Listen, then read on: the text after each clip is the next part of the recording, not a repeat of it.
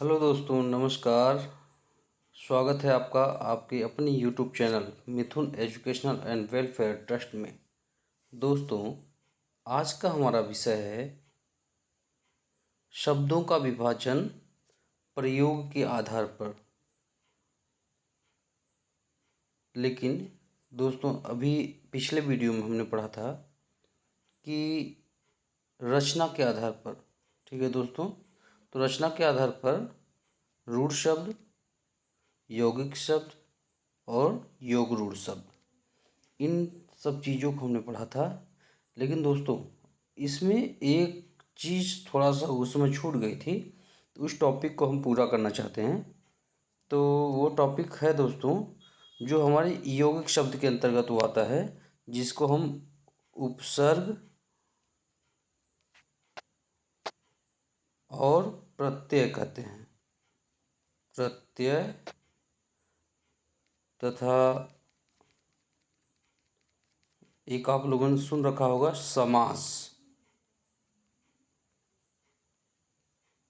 ये तीन टॉपिक ये आते हैं यौगिक रूढ़ शब्द के अंतर्गत ही आते हैं। तो इसी समय इसको भी हम लोग पढ़ते चलें।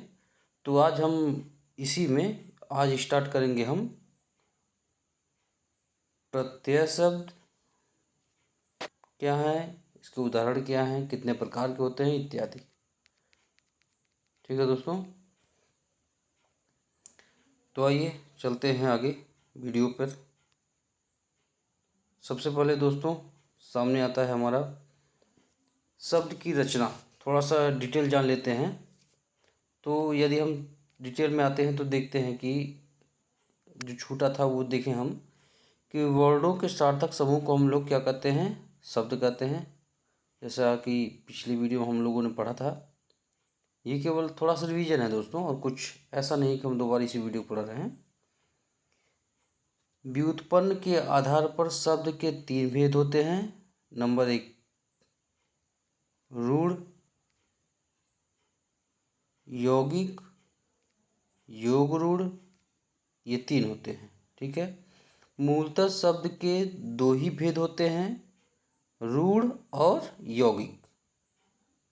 योग रूढ़ अर्थ के दृष्टि से रूढ़ होता है। जो योग रूढ़ शब्द हमारा जो होता है वो अर्थ की दृष्टि से क्या होता है, रूढ़ होता है। ठीक है, इसीलिए वो कह रहा है कि दो शब्द इसीलिए होते हैं क्योंकि जो योग रूढ़ शब्द एक लोग हम लोग तीसरा जुड़ते हैं तो ये अर्थ की दृष्टि से क्या कहते हैं, इसको रूढ़ ही कहते हैं। ठीक है दोस्तों, तो रचना की दृष्टि से यौगिक और योग रूढ़ समान होते हैं। रचना की दृष्टि से क्या होते हैं, यौगिक और योग रूढ़ समान होते हैं। रूढ़ के हम खंड नहीं कर सकते हैं। जैसा कि पिछले हमने जब रूढ़ शब्द हमने पढ़ाए थे तो बताया था कि इस शब्दों के हम खंड नहीं कर सकते। जैसे आम, उदाहरण था ना उसमें, आम पीछे वीडियो आप देखिएगा। तो आम को हम अगर म करेंगे तो इसका कोई शब्द का अर्थ नहीं निकलेगा, क्योंकि हमें आम ही लिखेंगे तभी कोई शब्द का अर्थ निकलेगा। ठीक है दोस्तों,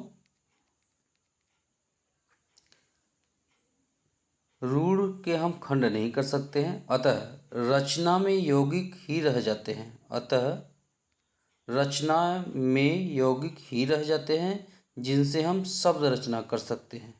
ठीक है दोस्तों, देखिए ध्यान दीजिएगा।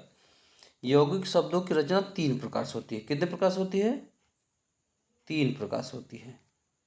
यौगिक शब्दों की रचना कितने प्रकार से होती है, तीन शब्द प्रकार से होती है। जैसे अभी हमने बताया छूट गया था, तो ही अब उस पॉइंट पे आ रहे हैं दोस्तों। क्योंकि पीछे हम इसलिए बता रहे थे कि आप लोग सोचेंगे एकाएक ये कहाँ से बीच में घुसा दिए, उपसर्ग प्रत्यय समास कहाँ से घुसा दिए। तो ये हम बता रहे हैं कि यौगिक शब्दों की रचना तीन प्रकार से होती है। ठीक है, तो जिसमें पहला उपसर्ग, दूसरा प्रत्यय से और तीसरा समास से। यौगिक शब्दों की रचना कैसे होती है, तीन प्रकार से होती है, उपसर्ग से, प्रत्यय से, समास से। ठीक है दोस्तों, अब उपसर्ग से थोड़ा सा एक छोटा सा उदाहरण दिया है, बाकी तो पीछे हम लोग पढ़ेंगे ही। जैसे अति और अंत। तो अंत जो है, अंत मतलब होता है कि अंतिम शब्द। ठीक है, अंतिम क्षण को हम अंत कहते हैं कि अब अंत होने वाला, खत्म होने वाला है। लेकिन जो अति ये हमारा इससे पहले जुड़ रहा है, ये हमारा अंत के अर्थ को परिवर्तित कर दे रहा है, ये हो गया अत्यंत, मतलब बहुत ही आवश्यक। उसी प्रकार प्रत्यय से आते हैं तो प्रत्यय में क्या होता है, लेन, ये मूल शब्द इसमें क्या होते हैं, पहले आते हैं, और उपसर्ग में जो मूल शब्द होते हैं वो बाद में आते हैं। इस चीज़ को एकदम ध्यान दीजिएगा कि प्रत्यय में मूल शब्द पहले आते हैं, उपसर्ग में मूल शब्द बाद में आते हैं। तो लेन देन, लेन देन तो आप समझे, लेन मतलब लेने वाला, लेना, कोई चीज़ आप ले रहे हैं तो उसको लेन कहते हैं, और कोई चीज़ दे रहे हैं तो उसको देन कहते हैं। ठीक है, लेकिन जैसे ही पीछे दार लग गया तो लेन दार, लेने वाला, समझ रहे हैं। उसी प्रकार अब समास में आइए। अब समास में दोनों शब्द होते हैं, जैसे प्रति, दोनों का अपना अपना अलग महत्व है दोस्तों।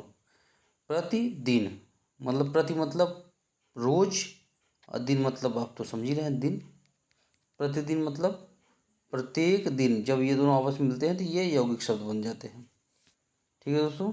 कभी कभी एक ही मूल शब्द में उपसर्ग एवं प्रत्यय दोनों का प्रयोग होता है।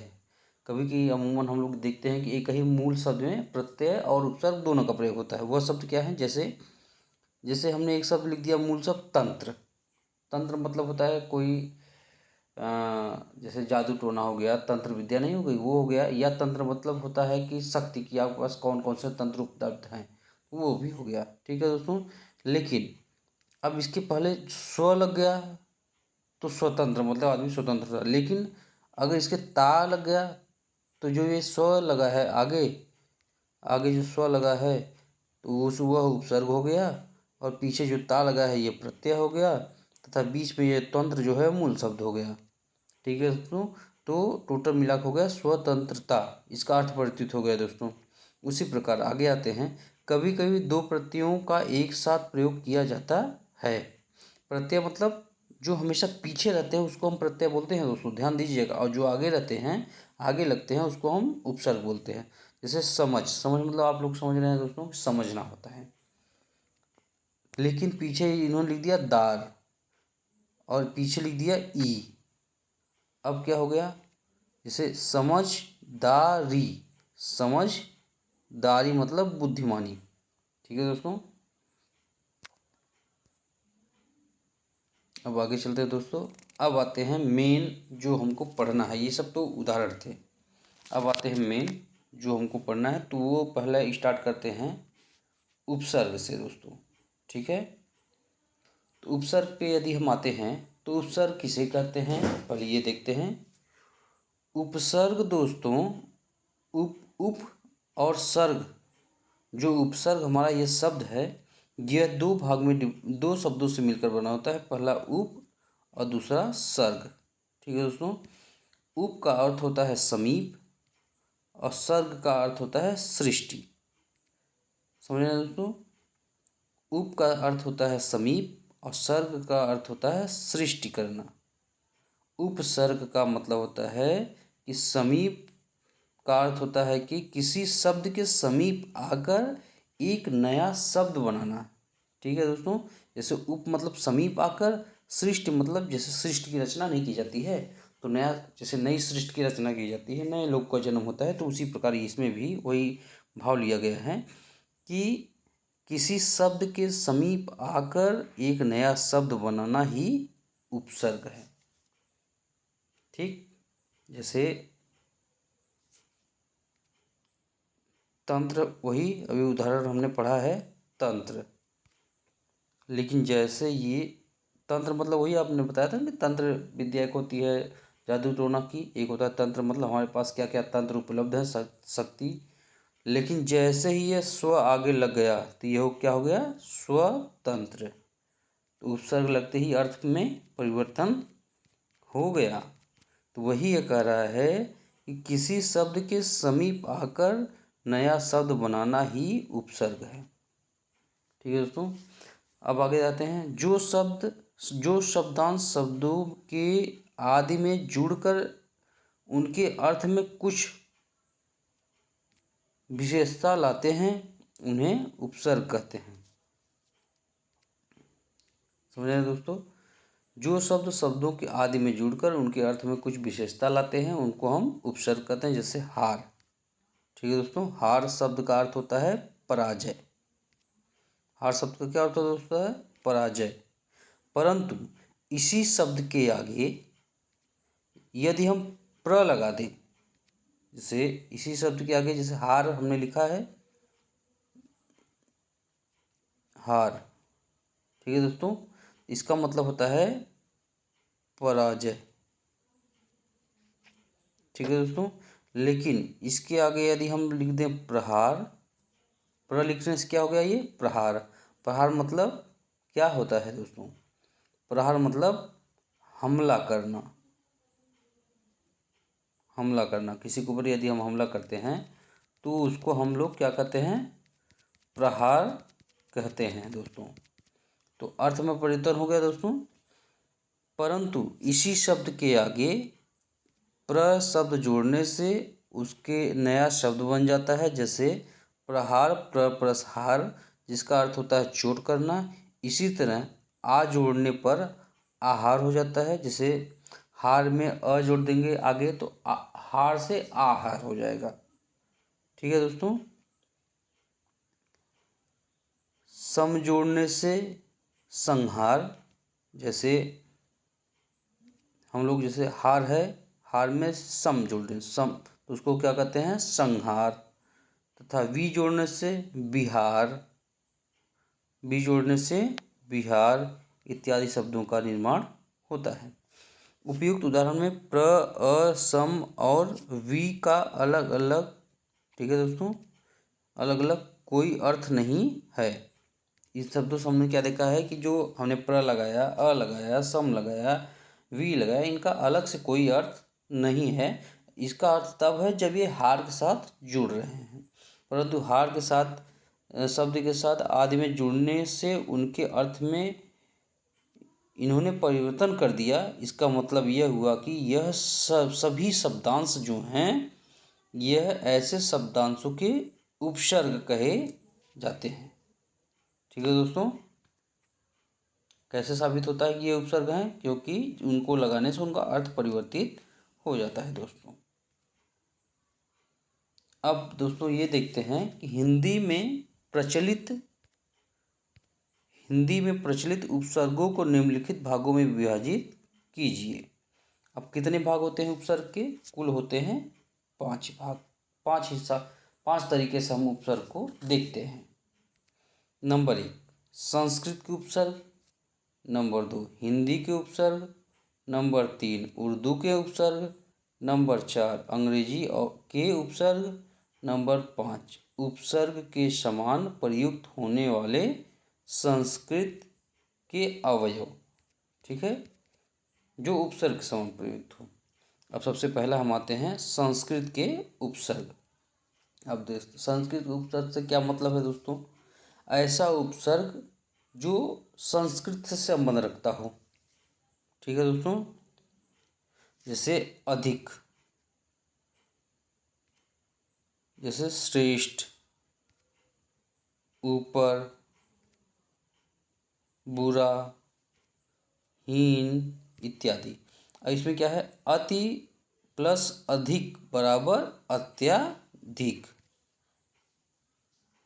अधि धर ऊपर। ठीक है दोस्तों। अब इसी प्रकार इन शब्दों को मिला करके हमारा जो नया शब्द बनता है वो हमारे उपसर्गों को मिला करके बनता है। तथा यदि उपसर्ग अलग से आते हैं तो इनका कोई विशेष अर्थ नहीं होता है। इनका अर्थ तब होता है जब यह किसी मूल शब्द के साथ जुड़ते हैं। ठीक है दोस्तों। ये हो गए संस्कृत के उपसर्ग। आप लोग पूछ करके ये पूरा पढ़ लीजिएगा दोस्तों। ठीक है दोस्तों। अब आगे आते हैं। अगला उपसर्ग हमारा है हिंदी के उपसर्ग। अब हिंदी के उपसर्ग में आएंगे यदि, तो उपसर्ग हमारा क्या है? अ और अन। अब अ और अन को मिला करके जैसे भाव में, जैसे दोस्तों हो गया भाव, ये भाव हो गया। भाव में हम आगे क्या जोड़ते हैं? अ। ये क्या हो गया? अभाव। यही नारा है दोस्तों। ये हिंदी के शब्द हैं। जैसे उसमें संस्कृत शब्द यूज हुए थे, उसमें संस्कृत के शब्द यूज हुए थे। और इसमें क्या हो रहे हैं, यहाँ पे हम लोगों ने यूज किया था टोटल इसको संस्कृत के उपसर्ग क्यों कहते हैं, क्योंकि ये जो शब्द थे ना, ये जो शब्द थे, ये जो सब शब्द थे, ये सब संस्कृत के शब्द थे, इसलिए इसको हम संस्कृत के उपसर्ग बोले थे। और जो आगे आ रहा है वो हमारा जो है वो हिंदी के शब्द हैं, इसलिए हम ये इसको हिंदी के उपसर्ग बोलेंगे दोस्तों। ठीक है दोस्तों। उसी प्रकार अनमोल, अनबन, अनपढ़ इत्यादि शब्द जो हैं संस्कृत के उपसर्ग हैं। ठीक है दोस्तों, अब आगे चलते हैं।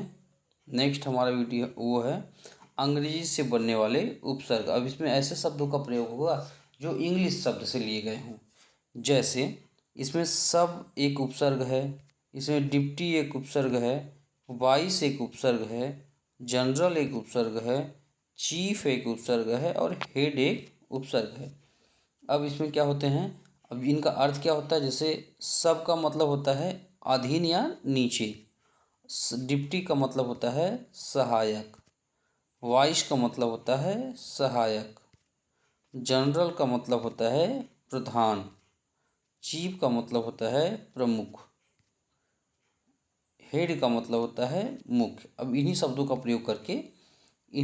प्रयोग करके अब हम उपसर्ग बनाएंगे। जैसे सब जज, सब का मतलब होता है अधीन मतलब निचले जज, सब कमेटी मतलब निचली कमेटी। ठीक है दोस्तों। सब इंस्पेक्टर मतलब सहायक इंस्पेक्टर। अब ये डिप्टी से आते हैं, डिप्टी कलेक्टर मतलब सहायक कलेक्टर, डिप्टी रजिस्ट्रार सहायक रजिस्ट्रार। ठीक है। वाइस से ले लेते हैं, वाइस राय, वाइस चांसलर इत्यादि शब्द। इसी प्रकार ये शब्द आपस में हैं दोस्तों। अब अगला हम आते हैं उपसर्ग के समान प्रयुक्त होने वाले संस्कृत के अव्यय। संस्कृत के अव्यय जैसे वो लास्ट में हमने पढ़ा था ना कि उपसर्ग संस्कृत के अव्यय तो संस्कृत के रह लेंगे, लेकिन ये प्रयोग होंगे उपसर्ग के समान। जैसे अध, ये देख रहे हैं अध, अंत, अ, च, ये जो है संस्कृत के शब्द हैं, देख रहे हैं दोस्तों। और इनका अर्थ होता है अध मतलब नीचे, अंत मतलब भीतरी, अ मतलब अभाव, चीर मतलब बहुत देर। ठीक है दोस्तों। जैसे अध मतलब नीचे, अधपतन। जैसे अंत मतलब भीतर, अंतःकरण। अ से अभाव, अशोक, अकाल, अनिति। चीर से बहुत देर तक, जैसे चिरंजीवी, चीर कुमार, चीरकाल। ठीक है दोस्तों। अब अगला नंबर आते हैं दोस्तों। ये अगला पेज आ गया था दोस्तों भूल से, और इसके पहले का जो पेज है वो आ पाएगा। ये तीसरा नंबर अरबी फारसी के उपसर्ग। ठीक है दोस्तों। अब अरबी फारसी क्या है, इसमें अरबी और फारसी भाषाओं का यूज हुआ है दोस्तों। ठीक है। जैसे कम, खुश, गैर, ना, ब, बा, बद, बे, बिला, ला, शर, हम, हर। अब दोस्तों इन सब के अर्थ जो हैं ये सामने लिखे पड़े हुए हैं। ठीक है दोस्तों। अब जैसे कम को मिला करके क्या उपसर्ग बनता है, जैसे हम एक शब्द है जोर, उसके आगे हम कम लिख दें तो क्या हो गया, इसका तो अर्थ होता है जोर मतलब जोर लगाना। ठीक है, बलशाली इसका मतलब होता है। लेकिन जैसे ये कम आगे लग गया तो वो कमज़ोर हो गया। ठीक है दोस्तों, ये अर्थ में परिवर्तन हो गया दोस्तों। तो इसलिए यह अरबी फारसी को लेकर के जो उपसर्ग हैं इनको अरबी फारसी के उपसर्ग हम कहते हैं। बाकी सब उदाहरण यहाँ दिए गए हैं, आप लोग वीडियो को पुश करके पढ़ लीजिएगा दोस्तों। ठीक है दोस्तों। दोस्तों ये हमारा उपसर्ग समाप्त हो गया। अब अगला टॉपिक हमारा है प्रत्यय।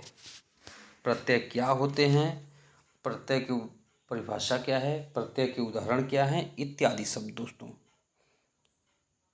दोस्तों हम लोग उपसर्ग को प्रीफिक्स कहते थे, मतलब पहले प्रयोग होने वाला। ठीक है दोस्तों। उसी प्रकार प्रत्यय हम लोग सफिक्स कहते हैं, जो हम बाद में प्रयोग हो। जैसे उसमें पहले प्रयोग होता था ना दोस्तों, देखिए जैसे अधिक, ये सॉरी, इसमें क्या होता था, जैसे हार आ गया, ठीक है दोस्तों, हार के आगे क्या प्रयोग हो गया, आगे शब्द प्रयोग हो गया प्रहार। लेकिन जो प्रत्यय आएगा, जो ये प्रत्यय हमारा है, इसमें क्या है, इसमें उसका प्रयोग जो अलग शब्द आएगा जिसका कोई अर्थ नहीं निकलेगा, वो शब्द बाद में प्रयोग होगा दोस्तों, ठीक है। उसमें पहले हुआ था, प्रीफिक्स में पहले हुआ था, और ये जो सफिक्स हम लोग पढ़ने जा रहे हैं इसमें बाद में होगा दोस्तों। तो इस चीज़ को एकदम स्पेशली ध्यान दीजिएगा दोस्तों। तो आइए पढ़ते हैं, प्रत्यय क्या है। प्रत्यय, प्रत्यय जैसा शब्द से स्पष्ट है कि प्रति, प्रति प्लस अय बराबर प्रत्यय। प्रति मतलब क्या होता है, साथ में पर बाद में, साथ में तो रहेगा लेकिन प्रयोग कहाँ होगा, बाद में। अय मतलब चलने वाला शब्द। अब इसको हम डिटेल में पढ़ते हैं। तो ऐसा शब्द का अर्थ जो बाद में चलता है या पीछे चलता है उसे हम प्रत्यय कहते हैं, ठीक है।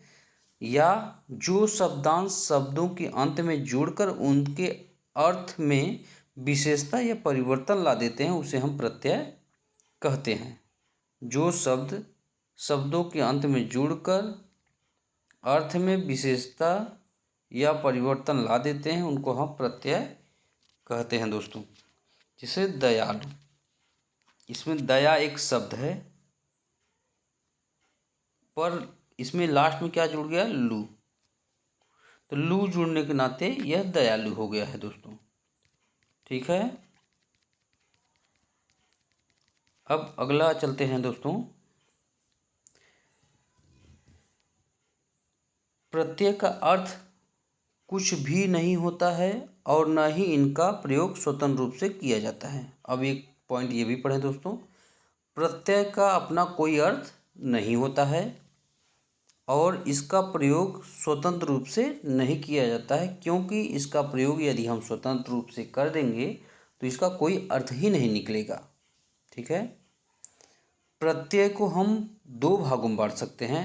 नंबर 1 कृत प्रत्यय, नंबर 2 तद्धति प्रत्यय।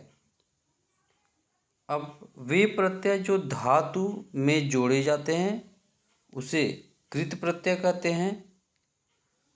कृत प्रत्यय से बने शब्द कृतंत, जैसे कृत प्लस अंत शब्द कहलाते हैं। जैसे लेख अक बराबर लेखक, यहाँ अक कृत प्रत्यय है तथा लेखक जो है कृदंत प्रत्यय है दोस्तों, ठीक है।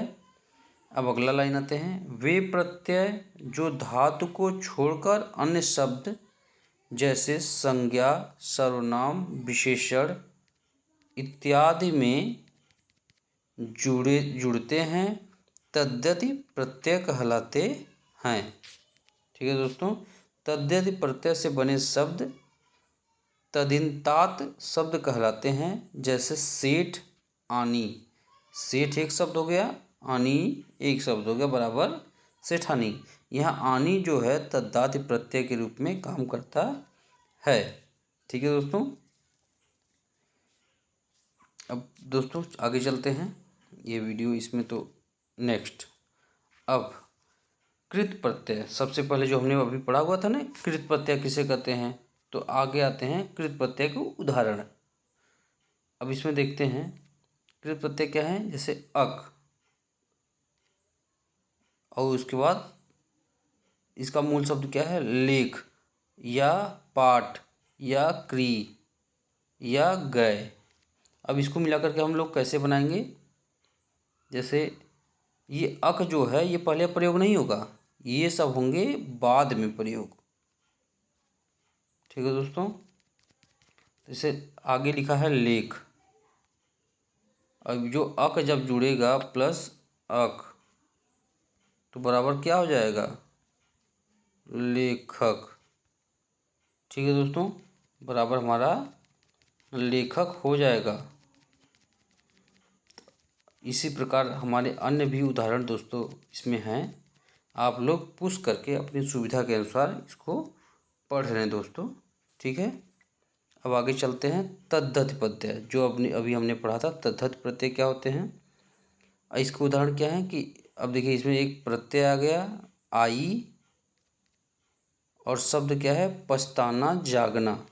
इसको यदि जोड़ेंगे तो आई पछताना प्लस आई तो पछताई, जागना प्लस ई आई जगाई। अब आइन कैसे जोड़ेंगे, पंडित मूल शब्द है, ठाकुर मूल शब्द है, इसमें आइन जोड़ेंगे तो पंडिताइन, ठाकुराइन इत्यादि शब्द। दोस्तों आप लोग इसको समझ करके देख करके अब उदाहरण नोट कर लें, ठीक है दोस्तों। अब आगे चलते हैं। ये दो ठो तो हमने पढ़ लिए थे, लेकिन प्रत्यय के और भी भाग होते हैं दोस्तों, उसको भी हम लोग डिटेल में पढ़ेंगे। अब आते हैं अगले भाग में। ये भाषाविद वो तो ऐसे थे, मतलब वो दो भाग थे, इसको हमने पढ़ लिया। लेकिन एक पॉइंट आगे छूटा है दोस्तों, इसमें देखिए ये भाषाविद प्रत्ययों के वर्गीकरण के लिए ऐतिहासिक आधार को उचित ठहराता है। जो हमारे भाषाविद थे, जो पुराने पुराने भाषाविद हमारे थे, तो उन्होंने क्या कहा कि जो वो प्रत्यय का जो तरीका था जिसमें ये दोनों प्रत्यय हैं, ये जो हमारे तद्धत प्रत्यय और कृत प्रत्यय हैं, ये थोड़ा सा विश्वसनीय नहीं है, ये उचित नहीं है। तो इसके लिए एक नए प्रत्यय को विद्वानों ने खोज किया, तो इसमें 4 भागों में इसको डिवाइड किया। इतिहास का स्रोत के आधार पर इतिहास के स्रोत के आधार पर हिंदी प्रत्ययों को 4 भागों में बांटा गया है दोस्तों, ठीक है। तो नंबर 1 तत्सम प्रत्यय, नंबर 2 तद्भव प्रत्यय, नंबर 3 देशज प्रत्यय, नंबर 4 विदेशज प्रत्यय, ठीक है दोस्तों। तो सबसे पहले पढ़ लेते हैं, नीचे हमारा है तत्सम प्रत्यय। तत्सम शब्द किसे कहते हैं, पिछले वीडियो में हमने पढ़ाया था दोस्तों, जिसमें यदि आप पढ़े होंगे तो तत्सम शब्द वे शब्द होते हैं जो डायरेक्ट संस्कृत से सीधा उतार कर रख दिए जाते हैं, उसमें कोई परिवर्तन नहीं किया जाता है, वो हमारे तत्सम शब्द बोले जाते हैं। तो उन्हीं तत्सम शब्दों के आधार पर जो प्रत्यय बनाए जाते हैं उनको हम तत्सम प्रत्यय बोलते हैं। जैसे उदाहरण में प्रत्यय हमारा आ हो गया और तत्सम शब्द हमारा क्या हो गया, जैसे स्त्री, स्त्री जो है संस्कृत शब्द है, ठीक है दोस्तों। तो उसी प्रकार प्रत्यय संज्ञा प्रत्यय आनी प्लस स्त्री, ठीक है दोस्तों, बोधक, ये बोधक अर्थ होते हैं।